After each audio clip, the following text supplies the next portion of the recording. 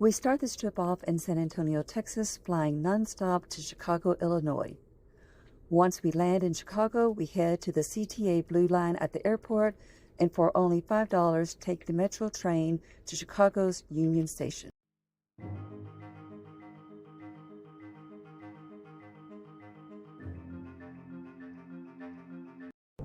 Opened in 1925, after 10 years of construction, Chicago's Union Station was built as an association for 4 railroads.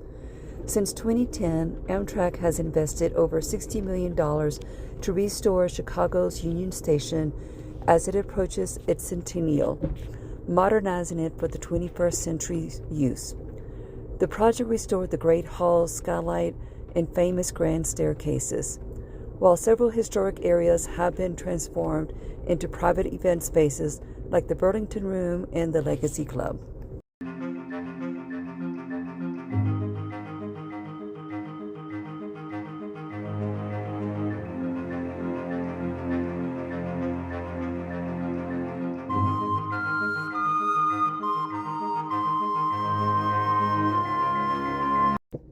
Since I had a few hours before my train boarded, I decided to go up on the Skydeck of Willis Tower.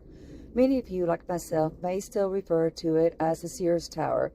It is only about a 4 to 5 minute walk from the station, which takes you across the Chicago River. The cost for the Skydeck came out to $44.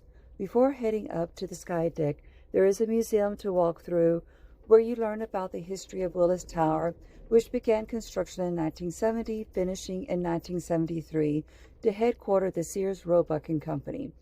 The museum also highlights many other fascinating things about Chicago.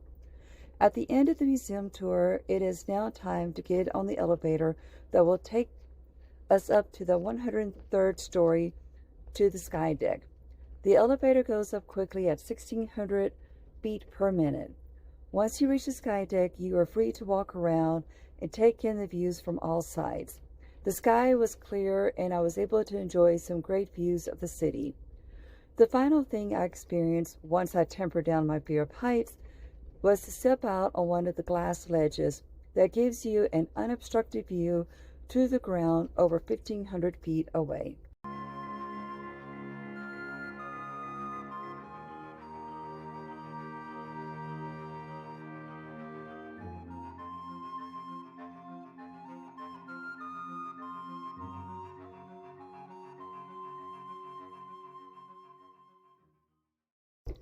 As part of the renovation, the Metropolitan Lounge also received an update. The downstairs offers plenty of colorful seating and a snack area, as well as an attended bar cart for alcoholic beverages. The upstairs area is bi-leveled and offers a more subdued decor and quieter atmosphere. It has been several years since I had used the lounge. I like the upgrades, but part of me missed the charm of the old lounge.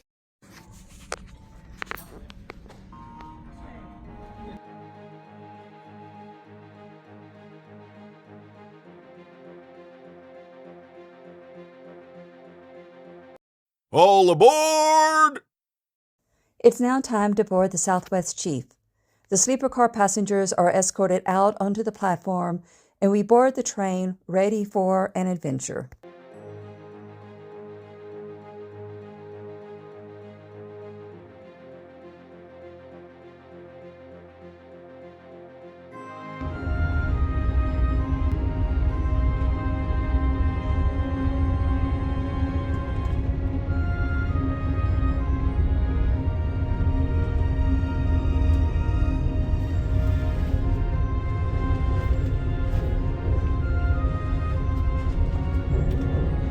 Exit all passengers, please have our tickets out and ready for viewing.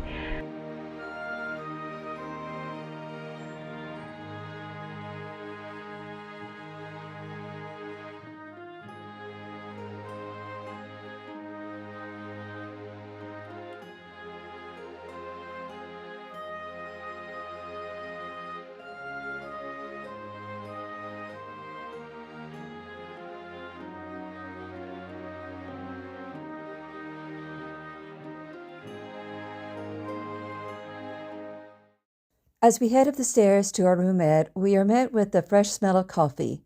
The sleeper car attendant, Cynthia, has provided cinnamon and pumpkin spices to add extra flavor to the coffee. Placing the bags in the room, I pour a cup of coffee, excited for the trip. Join me next week as the Southwest Chief journey continues. Thank you for watching. This is Soloing Alone.